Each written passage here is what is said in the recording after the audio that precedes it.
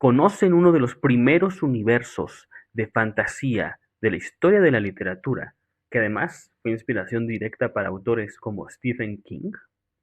Hoy quiero platicarles sobre el multiverso de Michael Moorcock. Y porque también me gusta ahondar más en las ediciones raras, también quiero hablarles cómo pueden encontrar las ediciones en español, que son muy difíciles de hallar y hay un batiburrillo de chile, mole y pozole de ediciones que hace muy difícil seguir el hilo y conseguirlas.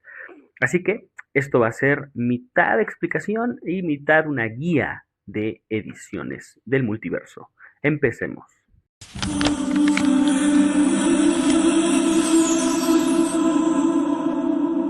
¿Qué tal, lectores y lectoras del mundo? ¿Cómo están? Bienvenidos una vez más a Crónicas del Libro Seriéfilo. Yo soy Eliu y hoy quiero hablar precisamente de Michael Moorcock, que es un autor, digamos, olvidado ya, pero y que a algunos cuando lo leen suele dividir opiniones. Para algunos es un genio y para otros es como que ya está anticuado, pero que yo creo que es importante hablar de su influencia y también de este tema de cómo conseguir sus ediciones. ¿Quién es Michael Moorcock? Para los que no lo conocen, Moorcock es un autor británico que todavía sigue vivo, sigue activo. Es una leyenda de la ciencia ficción y la fantasía. Su personaje más famoso, la leyenda, el ícono, obviamente es Elric de Melniboné. Pero su importancia va más allá de un solo personaje. Y es que Moorcock fue el motor de lo que se conoce como una corriente literaria, la nueva ola, la New Wave de la ciencia ficción allá en los años 60 y 70. Esto es importante porque Moorcock es un anti-Tolkien declarado, ¿no? Moorcock escribió el famoso ensayo Epic Pooh, el Pooh épico, donde criticaba a Tolkien de manera bastante feroz, considerándolo como infantil, reaccionario, nostálgico, y pues Moorcock despreció toda la corriente de imitadores que le siguió. Y es que políticamente Moorcock sigue siendo muy radical, es considerado un anarquista, es de izquierda, un inconformista, y estas ideas impregnan mucha de su escritura.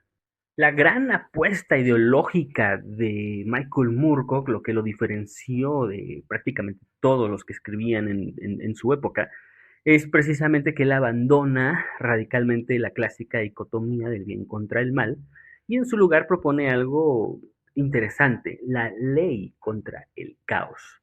¿Y cuál es la diferencia? Y es que, digamos que el esquema tradicional, el de Tolkien, del bien es bueno y el mal es malo por definición, en el universo de Moorcock, la ley y el caos son deseables por sí mismos. Es decir, demasiada ley significa que hay estancamiento, que hay rigidez, que el universo muere, ¿no? Entonces es un extremo que necesita caos, pero demasiado caos significa destrucción, entropía, un universo que se consume a sí mismo. Y entonces lo que necesita, lo que está en el centro de todo, es este concepto de la balanza cósmica, ¿no? Es el equilibrio entre ambas fuerzas, entre la ley y el caos. Hay héroes luchando no solo por el bien supremo, hay más bien antihéroes atrapados por el destino, luchando por mantener un equilibrio que la mayoría no sabe que existe, en contra de sus propios deseos e intereses incluso. Y es que sí, aunque Murkoff no fue el primero que mete otras filosofías, digo, en los 60 también ya estaba Ursula K. Le Guin haciendo lo suyo desde el taoísmo, con Terramar. Y es que el concepto principal, o el más fascinante, el que me parece más fascinante de toda la obra de Moorcock, es esta figura de el campeón eterno, un antihéroe que tiene diferentes encarnaciones en diferentes universos. En algunos universos el escenario es épico medieval, en otros es moderno, futurista o psicodélico. Cada campeón tiene un nombre distinto en cada uno de sus universos, una historia distinta, pero siempre tiene el mismo destino trágico, siempre pierden algo, ¿no? Son una misma alma, pero que está fragmentada a través del multiverso. Y aquí viene lo que hace de Moorcock un verdadero pionero. Hay muchas trilogías, cuentos, relatos que se conectan entre sí y a veces hay crossovers, ¿no? O cameos donde algunos campeones eternos se unen contra un enemigo multiversal, ¿no? Y aunque hoy esto ya para nosotros es ordinario gracias a los cómics o a el universo cinematográfico de Marvel, ¿no? Cuando tres Spider-Man se unen en una misma escena. Moorcock ya lo hacía en los años 60 y 70, pero pues Moorcock lo llevó desde la literatura, desde décadas antes de que fuera tendencia, ¿no? Inclusive podemos mencionar pues a Sanderson con el Cosmere, ¿no? Lo que está tratando de hacer, pues es una especie de multiverso más moderno. Entonces, sí, para muchos, Moorcock es un pionero del universo compartido como una herramienta narrativa. Sus historias, eso sí, y yo lo tengo que decir, o sea, están algo anticuadas muchas veces ya en la forma, ¿no?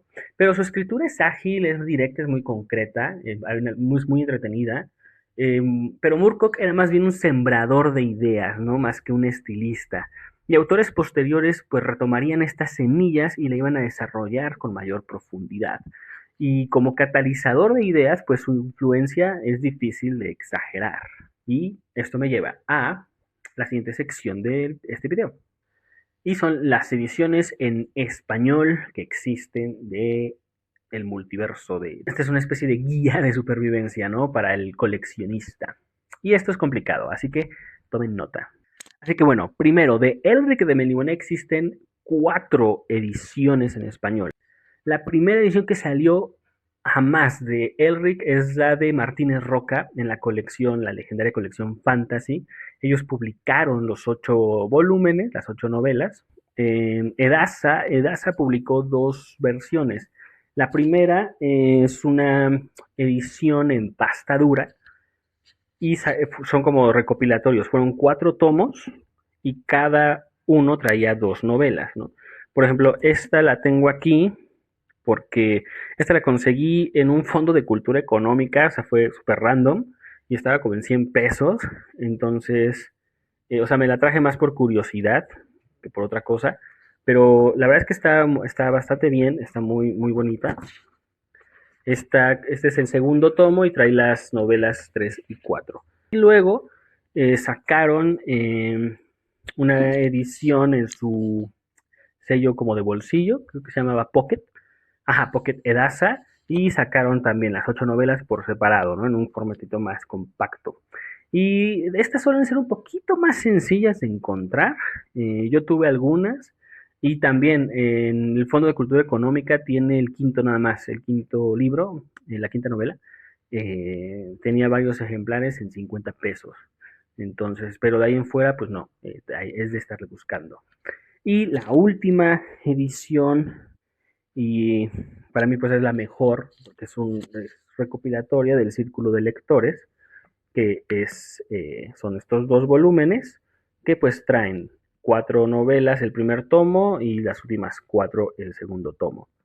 Entonces esta es la verdad, pues yo diría es creo la mejor edición que hay de Elric en español.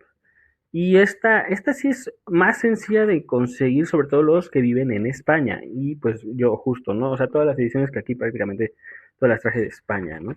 Porque en Latinoamérica es muy difícil de encontrar.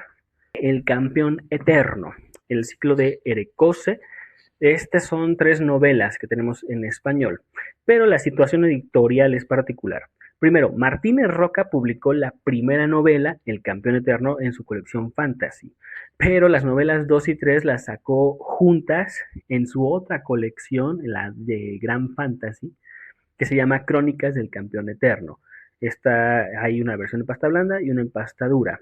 Digamos que esto pues queda raro, porque, o sea, si quieres leer las 3 novelas, pues primero vas a tener que conseguir la chiquilla de Fantasy, eh, que creo que es el tomo 4 de toda esa colección, y luego una edición más grande con las novelas 2 y 3, ¿no? Entonces ahí tienes la trilogía, ¿no?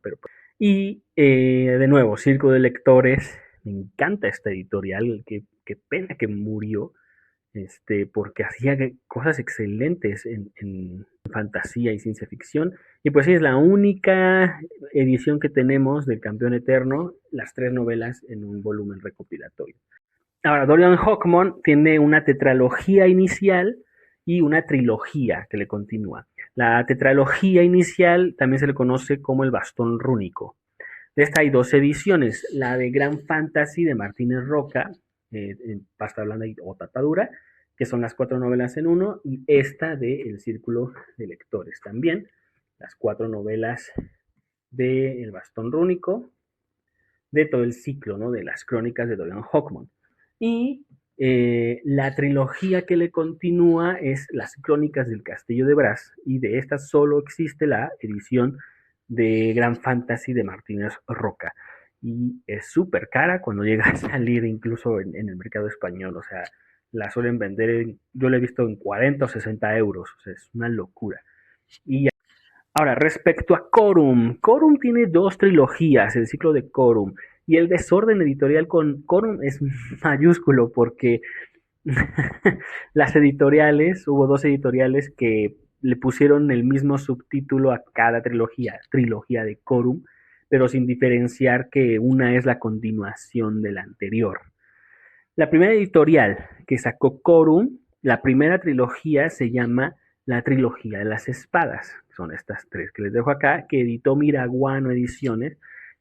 También tiene una colección muy famosa y muy cotizada de obras de fantasía y ciencia ficción, ¿no? Por ahí también ellos sacaron las crónicas de Ámbar, de Selasmi y otras joyitas por ahí. Y sacaron la primera trilogía de Corum. Luego salió esta que también es una joya de la biblioteca, ¿no? La trilogía de Corum, la trilogía de las espadas, en esta edición del Círculo de Lectores. Y de la trilogía de Corum, Edasa, en su sello Marlowe, sacó también el tomo recopilatorio de la trilogía de Corum.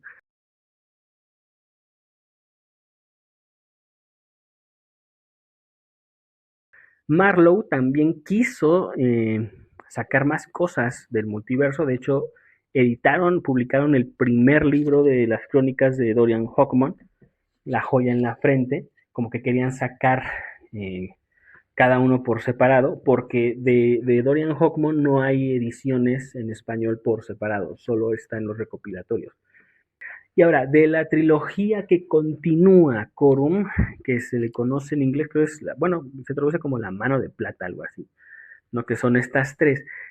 Son las únicas ediciones que existen. Ven aquí, Martínez Roca le puso trilogía de Corum, ¿no? Pero, o sea, no especifican que es la continuación de otra trilogía de Corum, ¿no? Son los libros 4, 5 y 6 de Corum. Y solo existen estas ediciones de la segunda trilogía de Corum por Martínez Roca. No hay tomos recopilatorios y no hay más, son las únicas. Ahora, existen otras cosillas por ahí aleatorias. Hay una saga o una serie llamada El Ciclo de Von Beck. Y de el primer libro es El Ciclo de la Guerra, El Perro de la Guerra y el Dolor del Mundo. Es una trilogía, pero Miraguano Ediciones solo tiene esta primera novela y no hay más. Y Marlowe también quiso sacar una serie una trilogía que se le pusieron como Ucronías de Elric, algo así. Y esta, digamos que es como una especie, o por lo que medio investigué, o sea, se juntan los personajes de Elric y el mencionado Von Beck. Pero Marlowe otra vez publicó nada más el primer libro de esta trilogía sobre Jerry Cornelius. En español, el primer libro, que se llama El Programa Final, es una tetralogía, la de Jerry Cornelius. Y el primer libro solo tiene esta edición de Minotauro, y esta es muy fácil de encontrar, en librerías de viejo la encuentras seguro. Pero la tetralogía completa fue publicada en 2 volúmenes recopilatorios de pasta dura por parte de Minotauro, bajo el título Las Crónicas de Jerry Cornelius. Yo tuve estas dos hace muchos años, ni recuerdo cómo las encontré, pero las tuve que dejar ir hace muchos años por razones económicas, las tuve que vender y ahora no las encuentro. Pero mira, yo siempre digo, siempre un libro vuelve a ti en el momento preciso, como Gandalf. Por eso yo te pregunto, ¿ya conocías el multiverso, al campeón eterno? ¿Tienes alguna de estas ediciones o alguna de las otras? ¿Las sigues buscando? ¿Cómo ha sido tu recorrido para encontrar y leer a Elric en español? Cuéntame en los comentarios. Y si están en España, aprovechen, porque las ediciones vuelan, pero siguen apareciendo. Y si estás en México, Latinoamérica, repito, la ruta más viable sigue siendo la importación. Y pues nos estamos viendo. Hasta luego.